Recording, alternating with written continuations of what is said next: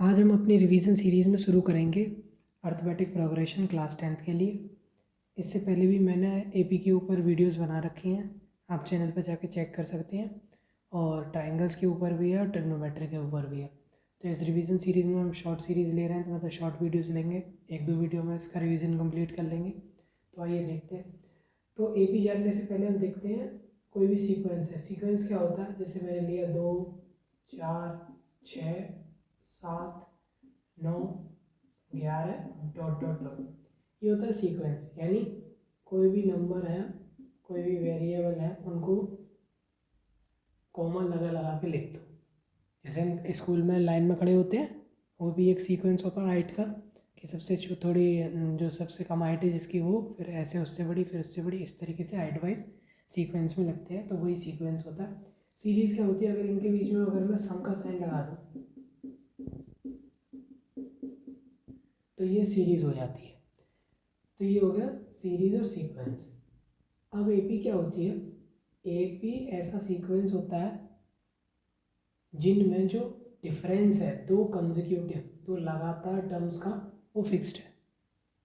यानी अगर मैं लिखूँ 2, 4, 6, 8, 10, 12, 14, 16, ये मैंने एक लिख दी, एक सीरीज सीक्वेंस लिख दिया है।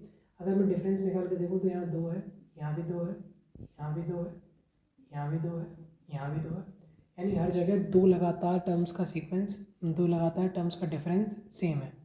इसको कहते हैं कॉमन डिफरेंस। इसको डिनोट करते हैं डी से।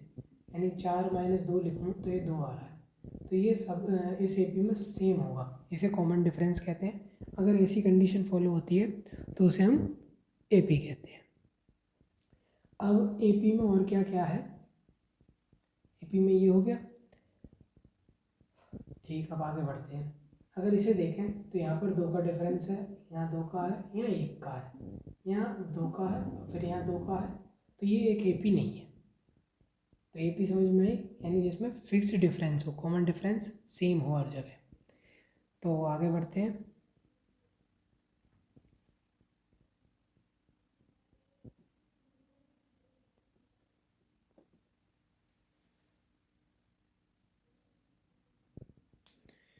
अब देखते हैं, हमारे पास एक होता है एनएट टर्म।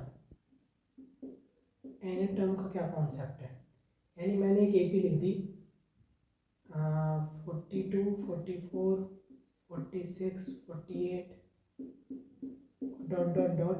अगर मुझसे कोई पूछे इसमें 100वां टर्म क्या होगा, तो या तो मैं 2 जोड़ कर, मैंने देखा इनका कॉमन डिफरेंस कितना था 2, या तो इनमें 2 ऐड कर करके निकालूं, 100 तक ऐड करूं जाकर, फिर निकालूं। एक तरीका तो वो है, या हम एक जनरल टर्म डिफाइन कर लें एपी का, उससे निकाल दें तो वो आसान पड़ेगा। तो हमने वही किया। हमने माना कोई एपी है जिसमें पहला टर्म है ए, कॉमन डिफरेंस है डी, तो अगला टर्म होगा ए प्लस डी, उससे होगा अगला होगा ए प्लस 2 डी, फिर ए प्लस 3 डी, ऐसी डॉट डॉट डॉट। देखो पहला टर्म था ए प्लस 0 डी, और से देखें, ये दूसरा टर्म था ए प्लस डी, यानी दूसरा टर्म है तो यहाँ पर 1 का मल्टीप्लाई हो रहा है, तीसरा टर्म है तो 2 का, चौथा टर्म है तो 3 का। ऐसे जब nth टर्म होगा तो उसमें a plus n minus 1 D ये होगा, यानी n से एक कम का मल्टीप्लाई होगा, ये हो गया nth टर्म। तो हमने जनरल डिफाइन कर दिया। अब हमसे इसमें क्या पूछा था कि 100वां टर्म क्या होगा, तो पहले टर्म क्या है 42, 100वां टर्म यानी 100 माइनस 1 यानी 99, 2 का डिफरेंस है 2 कर दिया, तो 42 प्लस 198, ये हो जाएगा 240। हमने बता दिया है, ये ज़्यादा सिंपल है। तो एक तरीका ये है। तो ये हो गया nth टर्म। इससे रिलेटेड एक क्वेश्चन देखते हैं हम पहले। अब हमारे पास एक क्वेश्चन है कि अगर किसी एपी का चौथा टर्म उसके तीसरे टर्म से 6 ज़्यादा है, तो हमें 7वां टर्म बताना है अगर उसका पहला टर्म 8 है। तो हमारे पास क्या कर रखा है कि पहला टर्म यानी ए की वैल्यू 8 है, 7वां टर्म पूछा है यानी A7 पूछा है। अब हमारे पास उसने क्या कह रखा है कि A4 बराबर है A3 + 6। अब देखो कॉमन सेंस की बात है, सिंपल सा क्वेश्चन है कि अगर तीसरा टर्म मैं 6 जोड़ दूँ तो चौथा टर्म आता है, यानी कॉमन डिफरेंस कितना रहा होगा 6। इसमें ये जोड़कर ये आ गया, यानी ये इसका कॉमन डिफरेंस है। तो डी की वैल्यू है, ए की वैल्यू है, ये 7 निकालना है। ये 7 क्या होगा ए प्लस 6d। क्या फॉर्मूला था हमारे पास, ए प्लस n माइनस 1d। तो ये 8 6 इंटू डी क्या है 6, ये 44, यानी इसका सातवां टर्म क्या होगा 44। तो ये सिंपल सा क्वेश्चन था। अब अगले कॉन्सेप्ट पे चलते हैं। इसमें बहुत गिने चुने कॉन्सेप्ट है। अगर आपको इसकी डिटेल्ड वीडियो देखनी है तो मेरी जो सीरीज़ है उसे देख सकते हैं, उसमें भी मैंने छोटी छोटी वीडियोज़ ही बनाई हैं, वो भी जाके आप देख सकते हैं। तो बढ़ते हैं आगे एक और कॉन्सेप्ट की ओर। अब देखते हैं हम सम ऑफ एन टर्म्स के बारे में। हमारे पास सम ऑफ एन टर्म्स क्या होता है, एन टर्म्स क्या होता है n/2 2a plus n minus 1d। अगर मैं क्या करूँ, इसकी जगह ये लिख दूँ, यानी ए को ब्रेक करके लिख दिया। ये क्या होता है हमारे पास ए एन, तो इसको मैं क्या लिख सकता हूँ n/2 A plus A N. ऐसे ही मैं लिख सकता हूँ n/2 ए प्लस एल। अगर एन टर्म में इसका लास्ट टर्म हो जाए तो उसकी जगह हम एल भी लिख सकते हैं। इससे रिलेटेड एक क्वेश्चन देख लेते हैं हम जल्दी से। हमारे पास अब क्वेश्चन है कि 8 टर्म्स का जो सम है किसी एपी का वो 64 है, तो हमें बताना है कि 16 टर्म का क्या होगा सम। तो देखिए करते हैं ऐसे। हमारे पास फॉर्मूला क्या था, पहले फॉर्मूला लिखना है हमेशा।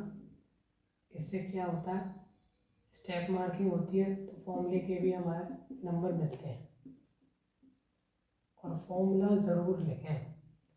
S8 क्या हो जाएगा 8/2 2a, ए नहीं दे रखा, डी भी नहीं दे रखा, तो 7d। ये चीज़, ये कितना है हमारे पास 64।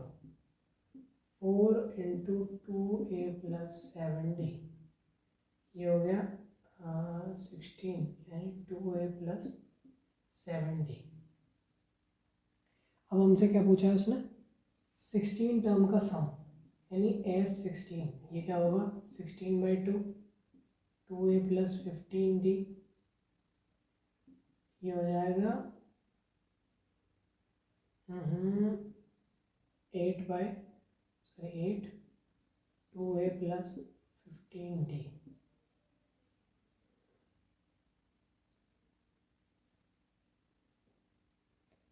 इसमें मुझे ऐसा लग रहा है कोई इन्फॉर्मेशन मिसिंग है इस क्वेश्चन में। उस इन्फॉर्मेशन को लिखते हैं पहले, फिर करते हैं ऐसे सॉल्व। 1 मिनट दीजिए मुझे। वो क्वेश्चन मैंने अपने मन से बना दिया था तो उसमें थोड़ी सी गड़बड़ हो गई थी, तो मैंने क्वेश्चन को थोड़ा सा चेंज कर लिया, क्योंकि इसमें दो वेरिएबल थे, 2 इक्वेशन ही नहीं बन रही थी। ये मैंने ध्यान नहीं दिया था, गलती हो गई थी, इसके लिए सॉरी। तो मैंने क्वेश्चन सही लिख लिया है, एक दोबारा से खुद ही बनाया है। NCERT का एक क्वेश्चन है, उसके ऊपर बेस्ड है ये क्वेश्चन। तो 8 टर्म्स का किसी एपी के 8 टर्मों का जो सम है वो 64 है। 16 टर्मों का सम है 256। तो हमें बताना है कि उसी एपी के 20 टर्मों का सम कितना होगा। अब देखो ऐसे सवालों में क्या होता है, कभी कभार वो फर्स्ट नहीं लिखता, तो ये आपको वैसे तो लिख के भेजेगा, लेकिन आपको मान के ही चलना है, मतलब फर्स्ट लिख के ही देता है। कभी किसी केस में ऐसा हो जाए कि ना लिखा हो, जैसे यहाँ नहीं लिख रखा मैंने, तो आप पहले 8 टर्म का सम 64, पहले 16 टर्म का सम 256, और अगले मतलब पहले 20 टर्म का सम पूछेगा वो आपसे, ये कहना चाह रहा है सवाल में। तो आप मान के चलें पहले पूछ रहा है। आप ये भी सोच सकते हैं सोचने वाला कि आखिरी के 8 टर्म का पूछ रहा है क्या, या टोटल 8 टर्म का, किसी भी 8 टर्म का, ऐसा नहीं है। पहले 8 टर्म का सम दे रखा है, पहले 16 टर्म का सम दे रखा है, तो पहले 20 का कितना होगा ये पूछा। तो SN, यानी हमारे पास फॉर्मूला क्या था n/2 2a plus n minus 1d। S8 हो जाएगा 8/2 2a प्लस 7d, जो कि बराबर है 64 के। ये 4 बार गया, ये 16 बार गया, तो 2a + 7d हो गया हमारे पास 16 पहली इक्वेशन। दूसरी इक्वेशन को सॉल्व करेंगे तो S16 बराबर आ जाएगा 16/2 2a + 15d बराबर 256। इससे ये 16 बार कैंसिल और उधर जाकर ये 32 हो जाएगा, यानी 2a + 15d बराबर 32। तो ये दूसरी इक्वेशन, इसमें से इसको माइनस कर देंगे तो 8d, मैं लिख के दे देता हूँ नोट। ये 2a + 15d अलग से लिख देता हूँ मैं, 2a + 7d। बस मैं ये देख लूँ ये कैमरे में आ रहा है कि नहीं आ रहा है, क्योंकि अगर कैमरे में नहीं आ रहा होगा तो इसे लिखने का कोई फ़ायदा नहीं है, मुझे दोबारा लिखना पड़ेगा। एक मिनट देख लेता हूँ मैं कैमरे में आ रहा है कि आ रहा है, भैया आ रहा है। तो यहाँ से d की वैल्यू आ गई 2, ये कॉमन डिफरेंस आ गया। अब हमें 20 टर्म का सम निकालना है, पहले इसे एक बार मैं मिटा देता हूँ, फिर मैं लिखता हूँ अगला भाग इस प्रश्न का। तो हमारे पास d की वैल्यू कितनी थी, 2। 20 टर्म का सम निकालने के लिए a की वैल्यू निकालनी पड़ेगी। a की वैल्यू कैसे निकालेंगे, हमारे पास एक इक्वेशन थी 2a + 7d बराबर था हमारे पास 16 के। तो यहाँ से अगर 2a बराबर निकालूँ तो 16 - 7 × 2, a बराबर हो जाएगा, ये हो जाएगा 14, 16 में से 14 गए 2 बचे, यानी a की वैल्यू होगी 1। तो d 2 है, a 1 है, तो हमारे पास S20 की वैल्यू हो जाएगी 20/2, 2 × 1 और 19 × 2 10 और 38 × 38 + 2 40, 400।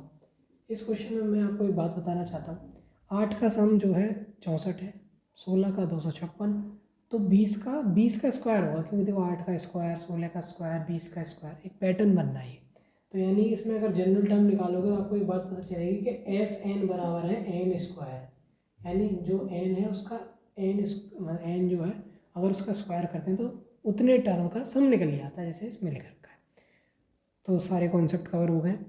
अगर आपको कोई डाउट हो तो कमेंट बॉक्स में बताओ, सीरीज़ कैसी लग रही है वो कमेंट बॉक्स में बताओ, कोई प्रॉब्लम है वो कमेंट बॉक्स में बताओ, क्या सुधार कर सकता हूँ वो कमेंट बॉक्स में बताओ। तो कमेंट बॉक्स पूरा का पूरा भर दो, इतने सारे कमेंट करो मैं पढ़ता पढ़ता थक जाऊँ। तो मिलते हैं आपसे अगली वीडियो में। ये जो वीडियो है ये काफ़ी बड़ी है, तो ये टुकड़ों में जाएगी। तो फिर ठीक है, मिलते हैं, bye bye, thank you very much.